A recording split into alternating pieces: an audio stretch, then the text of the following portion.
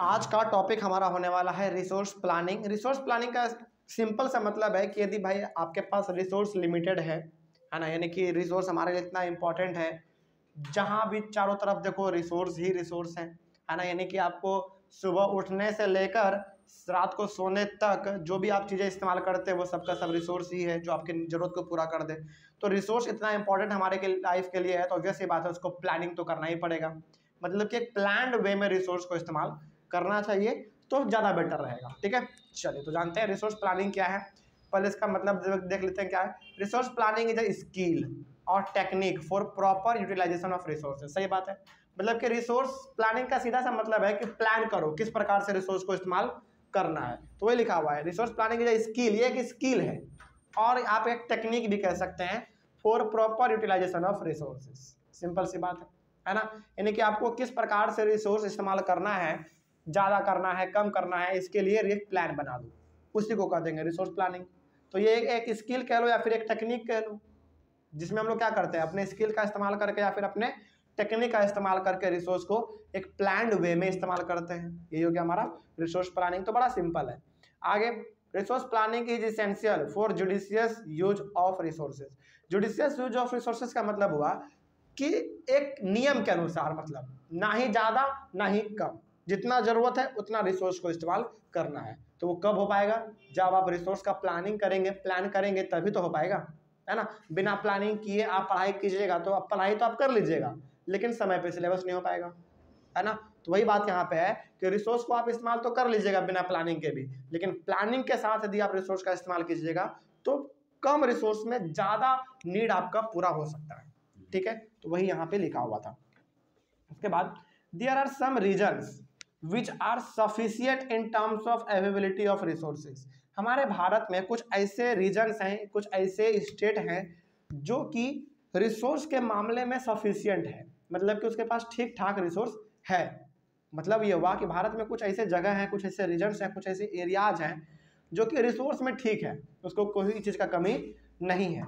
And there are some reasons which have acute shortage of resources. लेकिन कुछ ऐसे भी जगह हैं जहाँ पे कि रिसोर्स का कमी है। ठीक, अब फॉर एग्जाम्पल देख लेते हैं ऐसा क्या क्या है। देखिए, Jharkhand, Chhattisgarh and Madhya Pradesh are rich in minerals and coal deposits.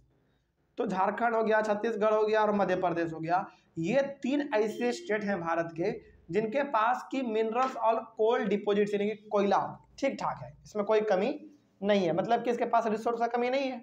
ठीक है, लेकिन आगे बढ़ते हैं। Arunachal Pradesh is rich in water resources but lack in infrastructure development. Arunachal Pradesh का यदि हम लोग बात करें तो वहाँ पे वाटर रिसोर्स का कमी नहीं है, लेकिन वहाँ पे कमी किस चीज़ का है, इंफ्रास्ट्रक्चर डेवलपमेंट का है।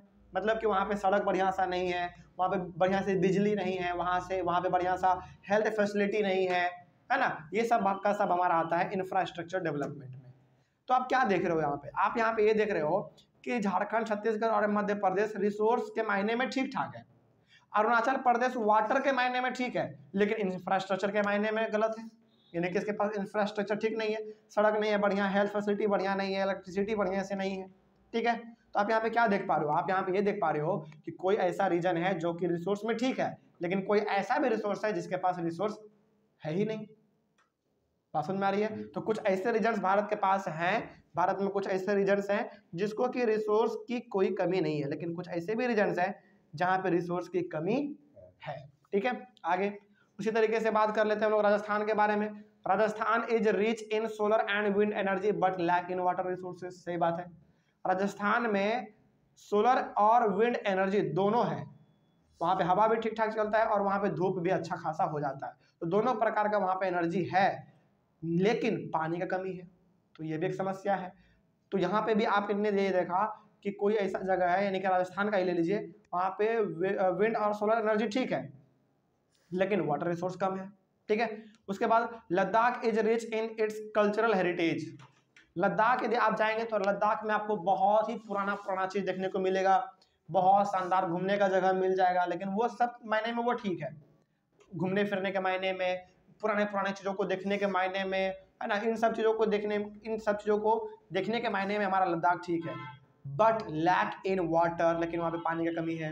इंफ्रास्ट्रक्चर का कमी है और सम अदर वाइटल रिसोर्सेज के मायने में वो कमी है। मतलब यहाँ पे आपने ये देखा कि भारत में कुछ ऐसे रीजन्स हैं जिनके पास के रिसोर्स की कोई कमी नहीं है, लेकिन कुछ ऐसे भी रीजन्स हैं जिसके पास के रिसोर्स की कमी है। बात समझ में आ रही है? कोई डाउट अब इसमें?